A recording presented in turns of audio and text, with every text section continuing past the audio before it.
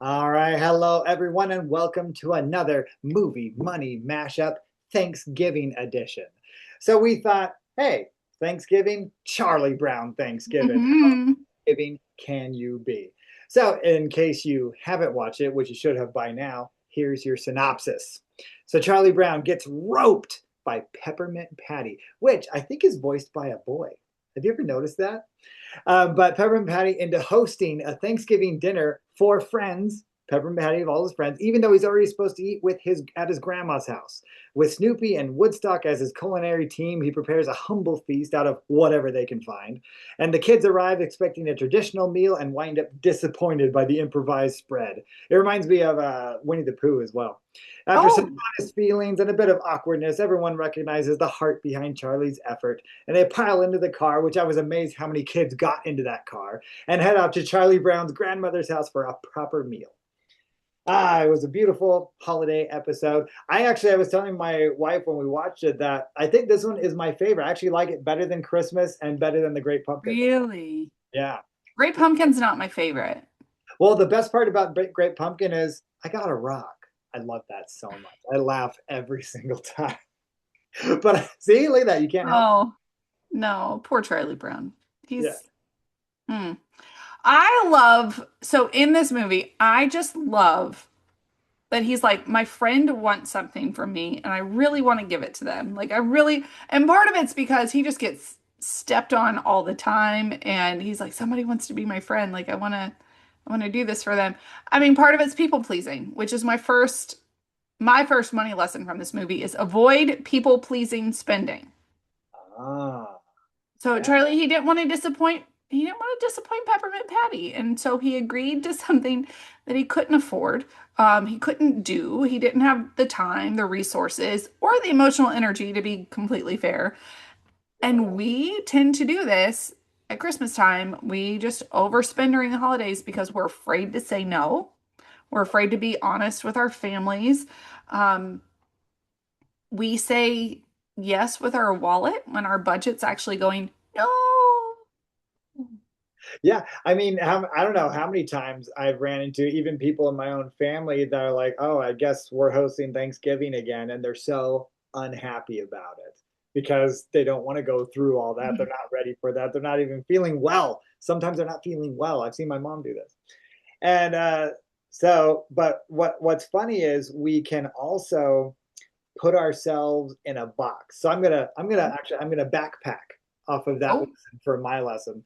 Is that when we're having an issue, we put ourselves in a box. And Charlie, he actually says, "I'm just stuck because I can't get a word in with Peppermint Patty." oh well. This kind of weak reasoning why he's there, and where I have found that in all of our lives, where it's almost like you can't real see that there is a third option. You just see I'm stuck doing this or this. It's I have to do this or no. But there's also the third option, which Charlie Brown gets later. He could have asked his grandma the entire time, Yeah. and he didn't realize it. Sometimes we need an outside perspective to knock us in the head, and sometimes we just have to get out of our own way. I'm thinking about one of my really good friends, one of my really good friends. We had Friendsgiving early this year because one of our core four moved to Missouri. I'm not sad. And so we had a really early Friendsgiving so that we could all have one last time. And my girlfriend is like, yeah, we have to go to Disneyland tomorrow. And just she's like always Disney 100%, like annual passes. They love Disney, they love Disney, da da da da. And I was like, why do you sound really upset about it? She goes, well, it's raining tomorrow. And it was torrential downpour type of rain. We had the craziest weather. It was not happy weather at the time. We like to say that California was crying because our friend was leaving. And she was like, "Well, I can't get out of it." It started out as a birthday thing. It's just us and the birthday family, and now it's like five families all going, and we're all gonna go, and we're all gonna get really wet. I looked at her, I said, "Do you know how many of those families would be really happy if somebody had the courage to say, hey, maybe we postpone this trip so we don't go to Disneyland in torrential downpour?" Yeah. Did, And she's did like, well, maybe, but I can't be that person. Like, okay. So they all Interesting. went and they all got very wet. Okay, everybody, we give you permission. Be that person. I have never once had somebody come to me and go, "Yeah, I went and I told my family that we can't this year with the presents." Every time somebody says that, somebody else is like, "Oh my goodness, thank you." Like Yeah, everybody feels the relief when you put up a boundary. yeah, yeah, Unless unless the person that you put the boundary up with is unhealthy with their giving and receiving and their gift, they may have a gift issue. And if that's the case, that's on them, that's not on you. yeah. And that's the challenge for a lot of folks is boundaries and people pleasing and gifts. And I've ran into that with my whole family of obligation. Obligation seems to be the enemy, that the biggest enemy in the holiday season. And I would say that's my lesson.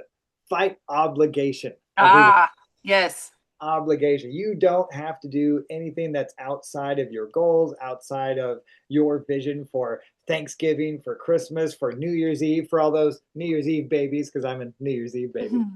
Mhm. But go with your vision and your plan and be honest about it. One thing that I grew up with is there was a lack of honesty in my family. Like even when there was a like we want to make this boundary, they weren't honest about it. They were saying other reasons that were not actually the real reason they wanted to make the boundary because they were so stuck in that people pleasing. Like we're just going to come up with something that we think won't get us in trouble so that we can not do the boundary, the Right. obligation.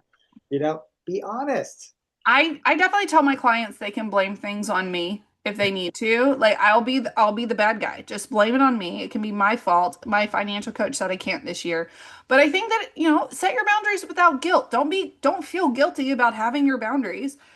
Yeah, Charlie Brown could have said, "Hey, Peppermint Patty, I love you, but I already have plans." And he would have been so much less stressed. He would yeah. have felt so much better. But instead he didn't. I don't think he loves her at all though, but maybe, I don't know. But I mean but like a friendly, like, look, I love you, but I can't. That kind of thing. But do you know what she would say if he said that? She would No. say, "You sly dog." Oh yeah. Oh man, she is so cute. She's such a cute little character. I love Charlie Brown characters, by the way. I think they are just the epitome of who they are to the core. There's no wishy-washiness with any of them. They're all 100% them, and I love that. Yeah, and it's funny how little I was laughing how little Lucy was in this one. She's just here for the football gag, and then we don't Hmm. see her much else. Good. Oh, you don't like her? She's my least favorite. She's so mean to poor Charlie Brown. I know. He keeps falling for it. I He know. keeps falling for it. He's a gullible little guy. Okay, so my another money lesson that I have, which I just really think is cute. You can get creative with what you have. Mhm. Snoopy uses toast and popcorn, which is not a traditional Thanksgiving feast, but he worked with what he had. And sometimes you do more, you sometimes you don't need more money, you just need more creativity. Yeah. Resourcefulness will beat your excess every single time. But at the same time, when you're looking at the whole picture, right? Was Snoopy making that turkey and pumpkin pie like the whole time? And he Oh gave yeah, it. but he didn't want to share. That was for him in Woodstock. They had their plans. They weren't sharing their stuff. So what's going on there with Snoopy? Like, is He's a he like, sly dog. That's what's going on. yeah, but there's still a good lesson that I mean, it can absolutely sometimes, I would say, even be more memorable when things aren't the flashy version or the version that you think everyone wants or everyone, thinks would be the correct way to do it. Being thankful and grateful for everything we have is what truly matters. So, but yeah, but that just makes me laugh at the end. Yeah, we had it. I mean, could it have been because the kids took off? Could it have been that Snoopy's actually just the nicest dog in the world and it was on its way, it just wasn't out there yet?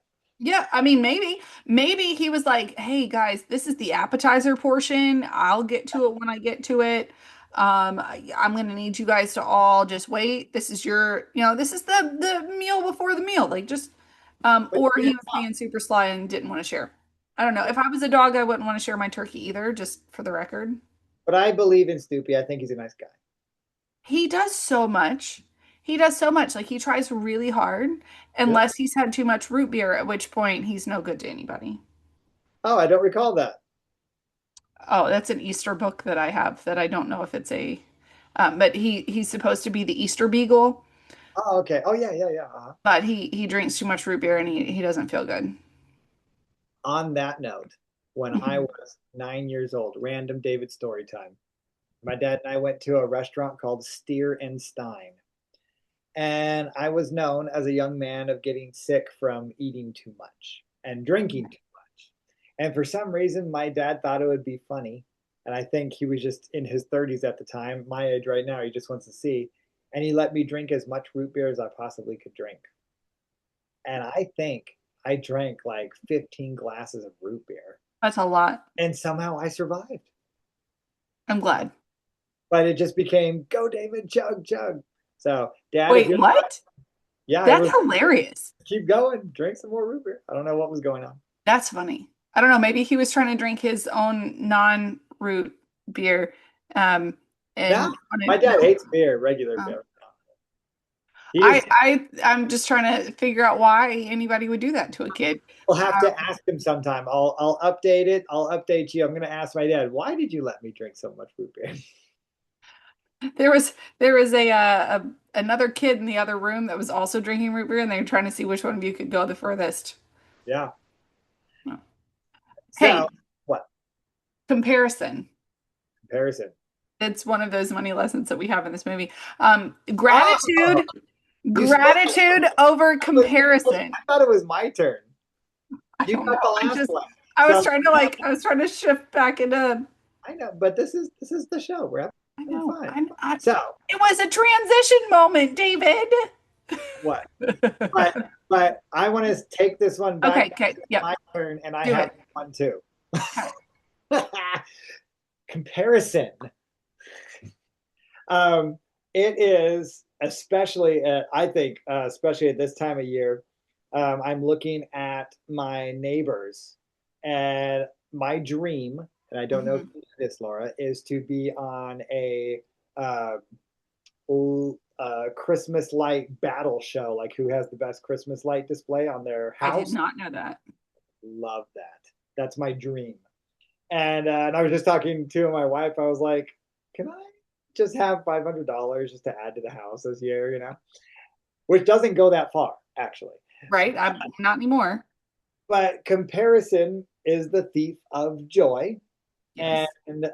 it is true. And especially in the movie when the kids realize, oh, this is all Charlie Brown did. This isn't real Thanksgiving. Where's the potatoes? Where's the gravy? Where's all this other stuff?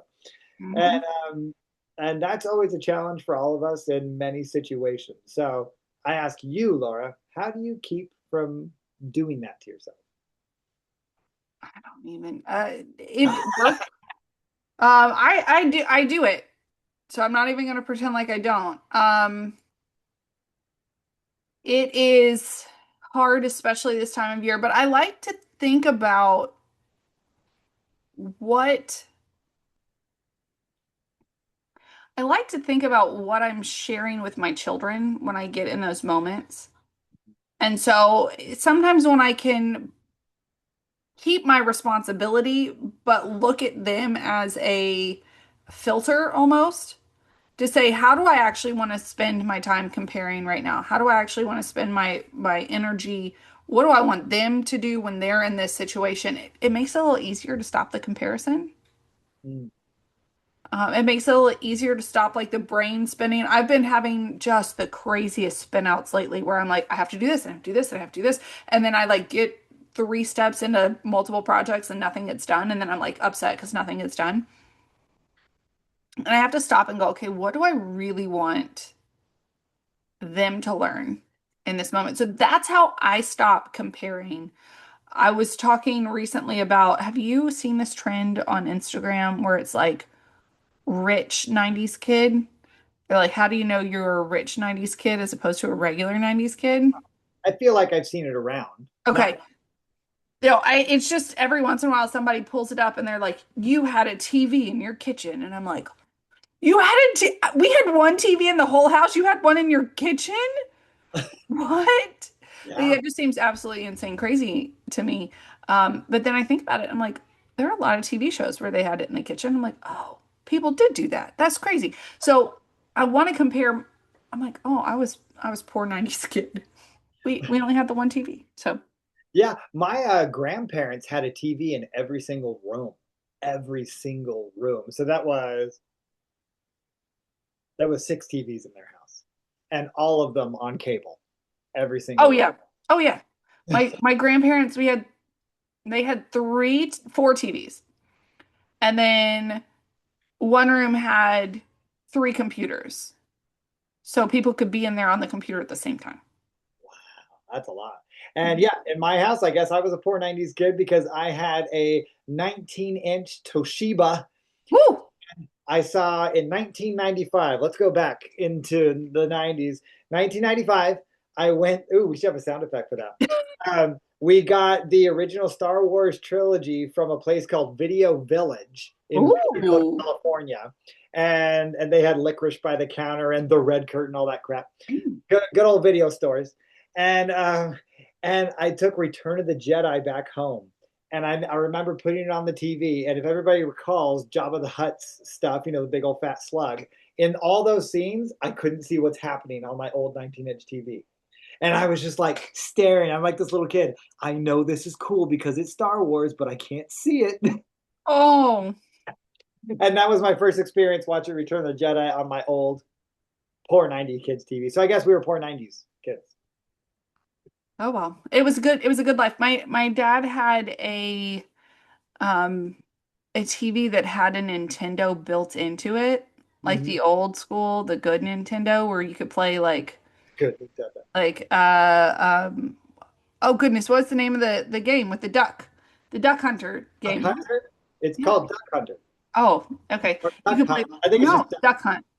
Yeah. And then what was the other one we played? It was like the half naked guy. It's like jumping around. I don't What? remember what his name is. Like Con Air. Not that's dang Connie. it. I can't remember. It's been so long. Are you talking But about Donkey Kong? no, Donkey Kong was on Sega. No, it wasn't. It was on Super Nintendo. Okay, well, it was on Super Nintendo. This was not a Super Nintendo. I This know. was a old school. Yeah. So no, I will think of what it was and we'll put it in the show notes. Yeah, put it in the show notes for everybody who cares. But as I've gotten older, because I knew that we didn't have a ton of money, so comparison I feel like has been a challenge because it can absolutely, I think, become an idol of like, oh, I want to accomplish this, but then it's like now I'm thinking about it too much. I'm obsessing Yeah. about it too much. And I'm counting my worth based upon these things that I wanted as a kid. For example, for me, in the comparison, it has been what have I gotten my kids that I didn't have, and I'm sure we can all, speak to that. But I've just about checked every single box of getting my kids every single thing that I didn't have. But I've had to really think about it and step back and not. I've calmed down, is what I mean. Yeah. I've calmed down. So yeah. Good stuff. No, It's good stuff. I think we just have to keep building that muscle in ourselves of changing, reframing it to comparison to ourselves Mhm. and comparison to what we want our lives to look like. So where have we come from and where do we still want to go? That's where we should be in, not anybody else. You're right. No, you're totally right. Boom. I am happy with that overview of this movie, but the last lesson I have. Yeah, it's your turn. Don't steal mine because I have one more. Okay. I don't think this will be yours. Clarity beats assumption every time. Uh, So Peppermint Patty just assumes that she can invite herself over, and Charlie Brown assumes that he has to agree. In our families, assumption leads to overspending. Clarity through budgeting, communication, and planning will prevent your financial conflict. So just get clear.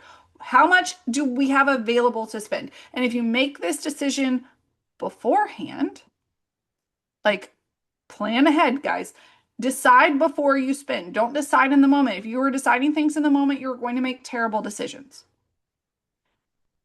And think about that for your children. If this is my really crass way of thinking about this. If you have little girls, do you want them when they're in the back seat with the boy? Do you want them making the decision about what they're going to do ahead of time or in the moment? You want them to make that decision ahead of time. So, what are you teaching them when you show up at the store and all of your decisions are just in the moment? You don't plan anything ahead. Oh, those are very different situations. Well, I mean, what are you teaching them? Because you're going to teach them that it's okay to make the decision in the moment and you're going to make a bad decision, and that's okay. It's totally fine. No, no, we'll worry about it later. We'll fix it down the road. That's not a lesson you actually want to teach your children. Yeah, yeah, So this is absolutely. me just really, really hammering that home for myself. I'm t preaching to the choir. What am I teaching my children? That is my whole focus right now. What am I actually teaching my children in these moments? Yeah, and that's and that goes to, not only decision making, but my last point of gratitude. And Oh, this week um, is a big opportunity for us as parents to maybe think about complaining a little bit less mm, and being grateful for things and really pointing out. My family and I, when we're sitting around the dinner table, we've been asking, so what are you thankful for today? When we've been praying at night with the kids, hey, what are you thankful? We keep bringing those things up because we want to keep in our house that we're pointing those things out, that we're talking about that because it builds positive momentum in our lives instead of the negative Nancy momentum of where if the kids are just seeing you complaining all the time, they think that's the way of life, that's what's going to be. So decision making, gratitude, your kids are watching you in general, folks. mhm. They're watching you. They're So, playing follow the leader, whether you know it or not. yep. So I think it's interesting you say that. I actually just did a podcast a couple days ago where I talked about the gratitude equation and like how we can find more peace by being more grateful. The place in your brain that holds anxiety is the same place that holds gratitude. You cannot be anxious and grateful at the same time. So if you have anxiety, you have stress in your life, being more grateful will actually cause your body chemicals and your body reactions to calm down. So what I said was, okay, I want everybody to write down three things that you're grateful for every morning when you first wake up. Start the day with gratitude. Write down three things. But if you really want to get crazy, and you really want to find peace, you make sure that there are three brand new things every day. So you can't write my kids every day. Now, can you be grateful for your kids every day? Absolutely. But what we're doing here by saying we're not going to do it every single day, or we're not going to repeat anything any of the single days, you have to read through your list of other things you're grateful for to make sure you're not writing the same thing down again. By the end of the month, you have 90 things listed that you are grateful for. And I promise you, as you are reading through them, you will be at so much peace. I promise you, you'll feel better about your life. And you're reading through all of these things to be thankful for. It will change the way that you approach your spending. It will change the way that you approach most of your day.